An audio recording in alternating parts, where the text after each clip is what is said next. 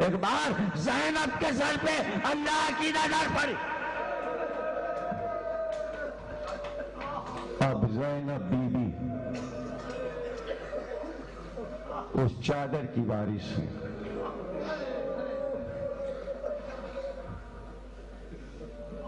اس چادر کی وارث.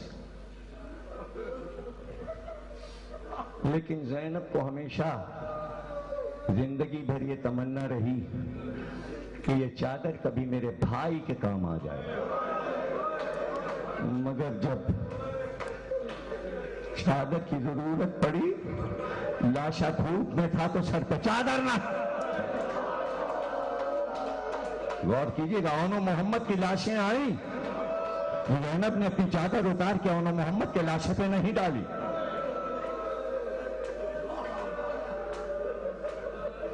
لاشوں پہ اون و محمد کی زینب نے سجدہ کیا شکرانے کا.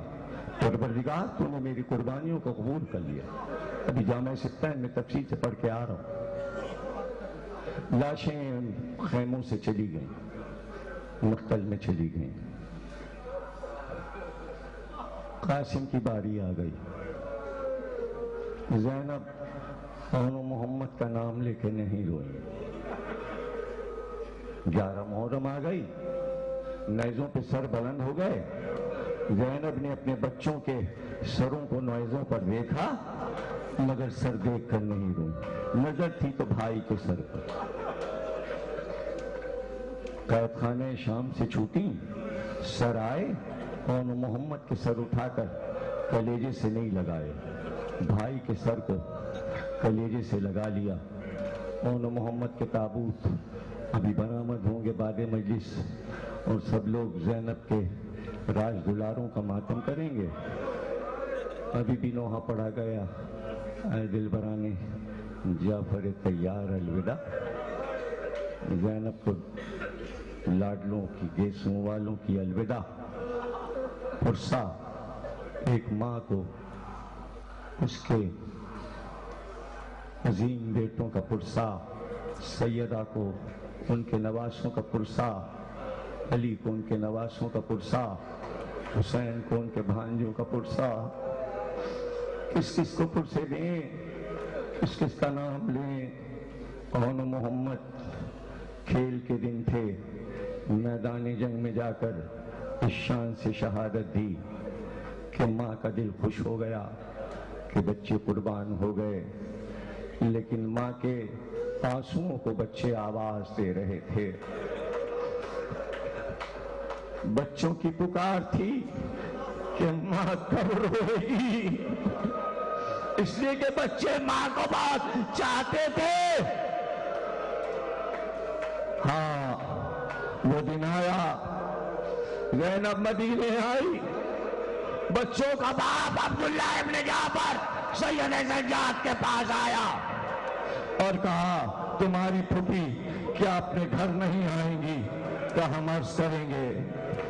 قریب گئے، کہا پھوپھی اماں کیا آپ کبھی اپنے گھر نہیں جائیں گی؟ کہا بھیا کا اجلا گھر چھوڑ کر اب کیا اپنے گھر میں جاؤ. لیکن تم کہتے ہو تو زینب جائے گی. دوپہر کا وقت تھا، گھر پہنچی، حفظہ بھی ساتھ تھی. زینب گئی، گھر کا دروازہ کھلا، سین میں آئی. وہ زینب جو لاشوں پہ نہیں روئی تھی، جو کٹے سر دیکھ کے نہیں روئی تھی، اب جو خالی بستر دیکھے تو بار بار کھول کے آواز دی، اون محمد کہاں ہو؟ میرا گھر اجڑ گیا، آؤ میرے بچوں آؤ. ماں پکار رہی ہے، اون محمد ماتم حسین حسین.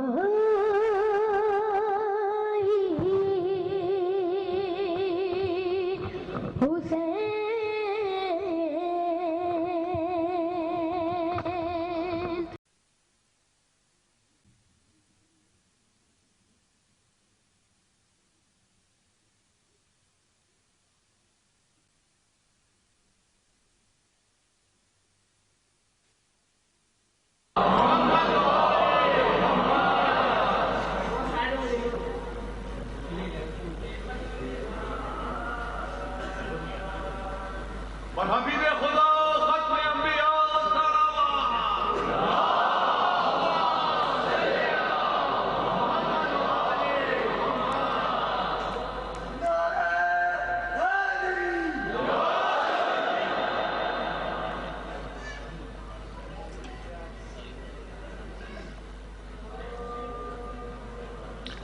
آنے والوں کو جگہ تھوڑی تھوڑی آپ دیں، اور بڑی اچھی بات ہے۔ پورے سال پھیل پھیل کے بیٹھتے ہیں، 10 دن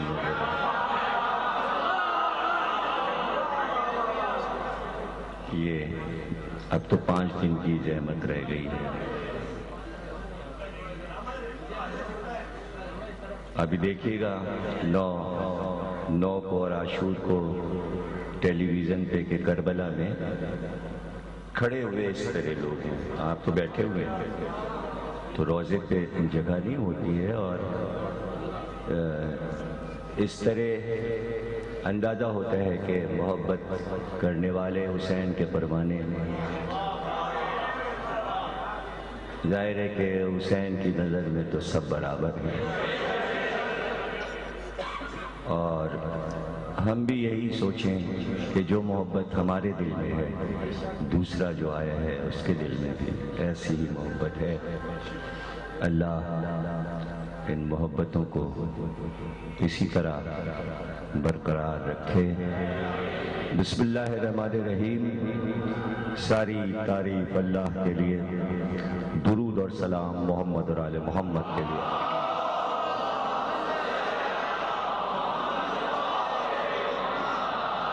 1430 ہجری کے اشرہ محرم کی امام بارگاہ چارٹا معصومین میں نقوی برادران کی جانب سے، جو کہ ماشاءاللہ سب نوجوان اور اسٹوڈنٹ ہیں، انہوں نے اس اشرے کی بنیاد رکھی ہے۔ اللہ انہیں کامیاب کرے، اور وہ کامیاب ہو گئے ہیں، اور ہم اپنے موضوع کے اعتبار سے گفتگو کر رہے ہیں آج اس 5ویں مجلس میں خیر و شر کیا ہے اور اس کا تعارف، کہ خیر کہاں ہے اور شر کہاں ہے۔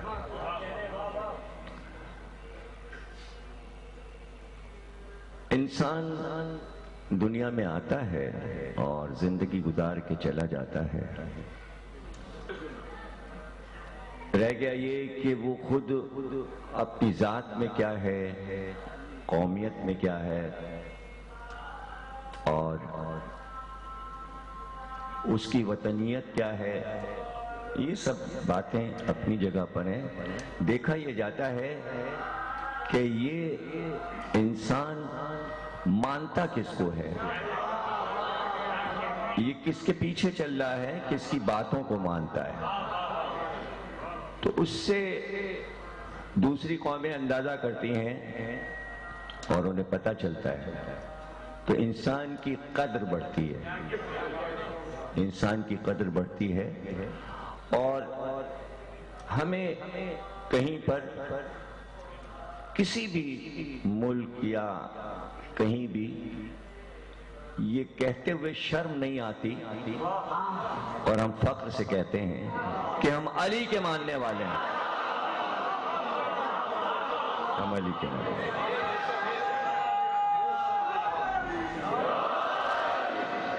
ورنہ یہ کہ اگر اس لحاظ سے پورا عالم اسلام آپ کی اس بات پر عمل کرنے لگتا تو بڑا سرخرو ہوتا، بڑی عزت پاتا، اس لیے کہ یہ بھی تو نہیں مسلمان کہہ پاتے کہ ہم محمد کے ماننے والے ہیں، ہم محمد کے ماننے والے ہیں، محمد مصطفیٰ کے ماننے والے ہیں، کہیں نہیں پاتے۔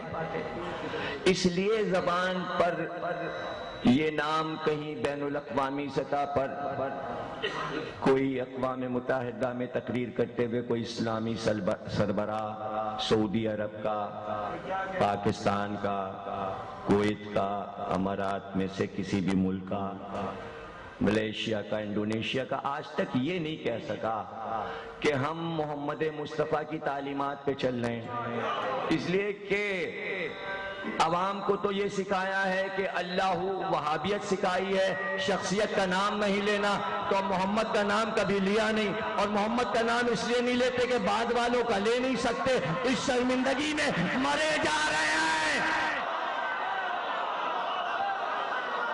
مرے جا رہے ہیں۔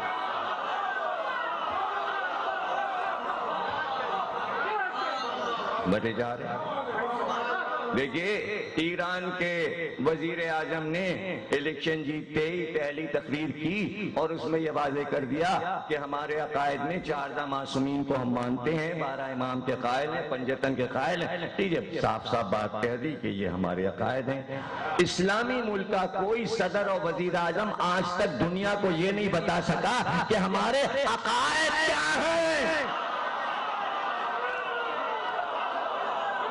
عقائد کیا ہے، آج تک نہیں بتا سکتے۔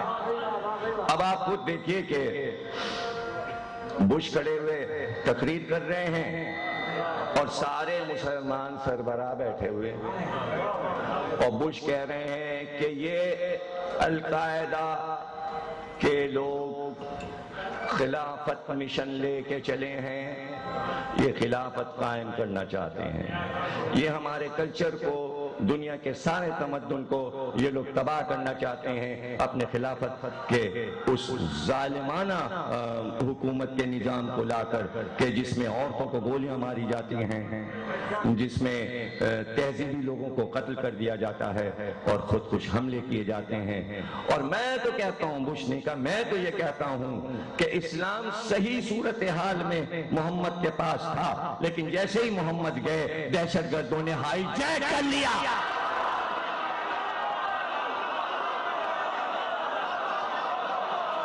دان کی چھپی تقریر اور جنگ کی چھپی کٹنگ رکھی ہے، 2 قصوں میں جنگ نے چھاپا تھا، تو کوئی بامن ملک کا صدر اٹھ کے کہتا رسول کے بعد کون لوگ دہشت گرد تھے، کہاں تھے، کس نے ہائی جیک کر لیا، کس نے ہائی جیک کر لیا؟ کھل کے مغرب کہہ رہا ہے کہ اس وہابیت نے دہشت گرد پیدا کیے، سعودی عرب کو وارننگ دی ہے مغرب کے تمام ملکوں نے کہ اس کو کم کیجئے، اسے ختم کیجئے، اسی کے پیٹ سے پیدا ہوئے وہابیت کے پیٹ سے دہشت گرد، اس لیے ہم اپنے ماتم داروں کو وہابیت سے بچا رہے ہیں کہ عقائد ضروری ہے، وہابیت ضروری نہیں ہے۔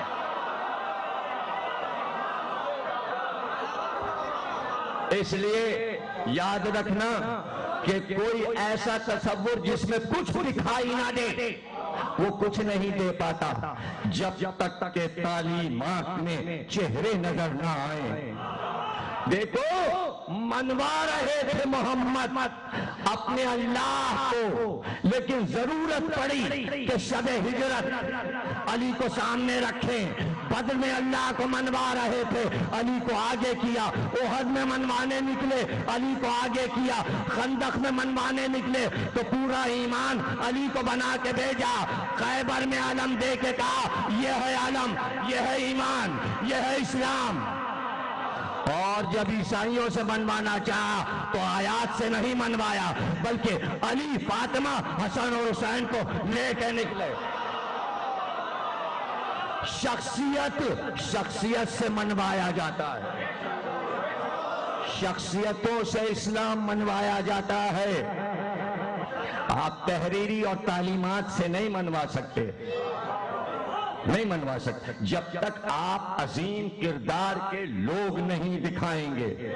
یہی بات اللہ نے قرآن میں محمد سے کہی کہ ان سارے کافروں کو آدم دکھائیے، حابیل دکھائیے، کچھ سمجھ رہے ہیں آپ؟ ان کو ابراہیم، اسماعیل، عیسیٰ، یعقوب، یوسف، داؤد، سلیمان، عیسیٰ، یحییٰ، زکریا دکھائیے، تو سب نے کہا دیکھ لیا۔ یہ کیوں تم نے دکھایا؟ کیا تم نے دیکھا توریت میں بھی یہی لوگ تھے, انجیل میں بھی یہی لوگ تھے, تمہیں ان پر یقین ہے نا؟ یہ سارے انبیاء گزرے, سب نے کہا ہاں. کابین جیسے دیکھو یہ علی, یہ حسین.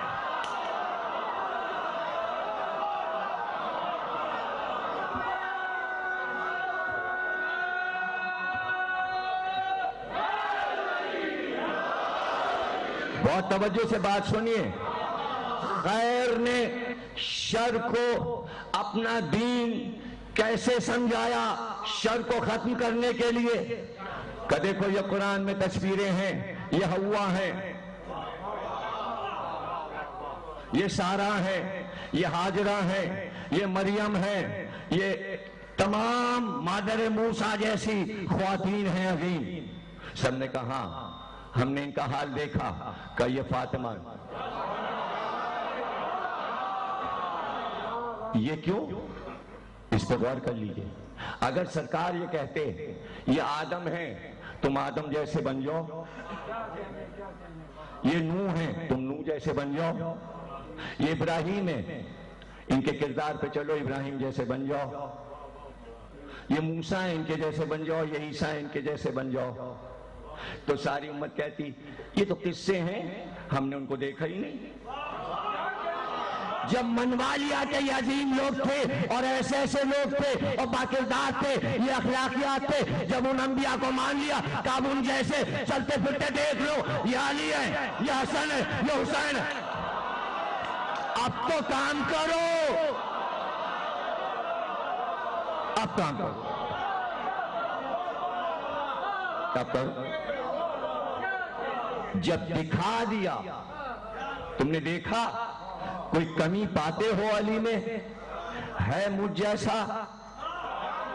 میرے کردار کی ضمانت تو تم مکے سے لے چکے ہو. میں امین ہوں, میں صادق ہوں, میں نے کبھی جھوٹ نہیں بولا, میں نے کسی کی امانت کو کبھی قبضہ نہیں کیا.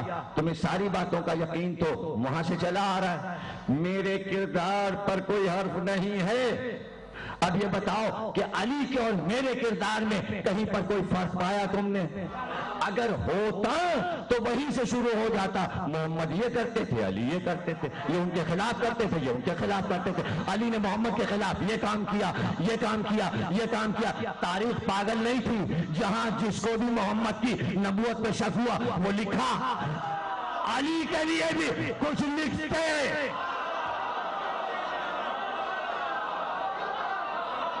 تاریخ لکھ رہی تھی, فلاں نے یہ کیا, فلاں نے یہ کہا.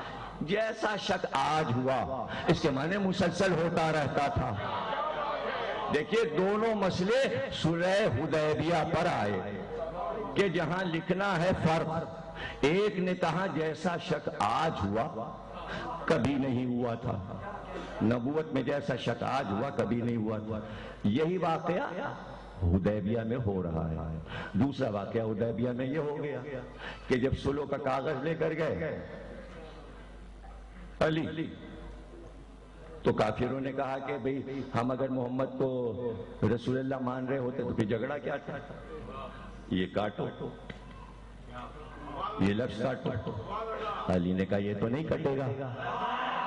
وہاں شک ہو رہا ہے, یا کافر علی سے کہہ رہے ہیں کہ رسالت کاٹو, علی کہہ رہے ہیں نہیں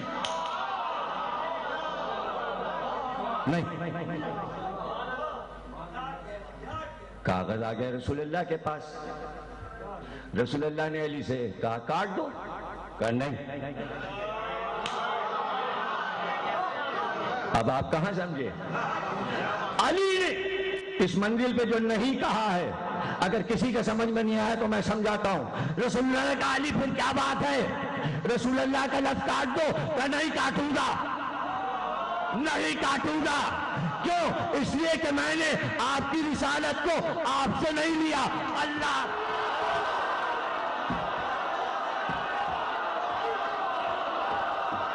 اس نے کہا کہ مانو.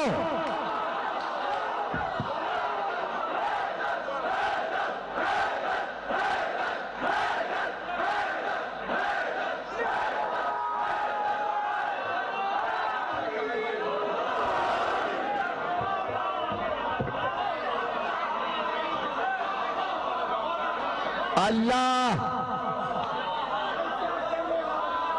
جواب دے اس کو ہوں، رسول اللہ مان رہا ہوں، تو وہ لفظ کیسے کاٹ دوں؟ اتنا علی نے یقین دلایا اسی جگہ کھڑے ہو کے کہ یہ رسول ہے، تو دوسرا کہہ رہا تھا شک ہو رہا رسالت میں، علی نے کہا یقین اسے کہتے ہیں، یہ ہے یقین۔ یہ شر کو سکھانے آئے ہیں، علی خیر البشر ہیں، توجہ ہے نا آپ کی۔ اب یہ ہے نزاکت یہاں پر، اور اسی چیز کو ہم سمجھائیں گے کہ کیا نبی نے جب کہا میں اللہ کا رسول ہوں تب بنی ہاشم نے مانا، میں اللہ کا رسول ہوں تب علی نے مانا،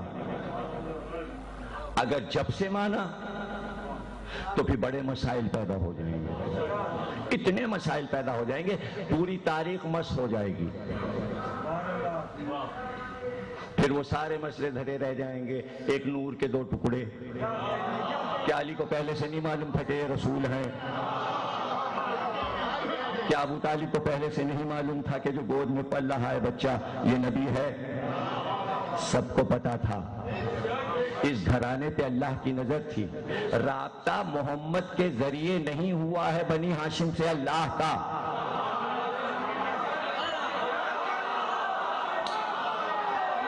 ارے یہ رابطہ آدم سے چلا آ رہا ہے، تسلسل کبھی ٹوٹا ہی نہیں، اسی تسلسل کا آخر ہے محمد۔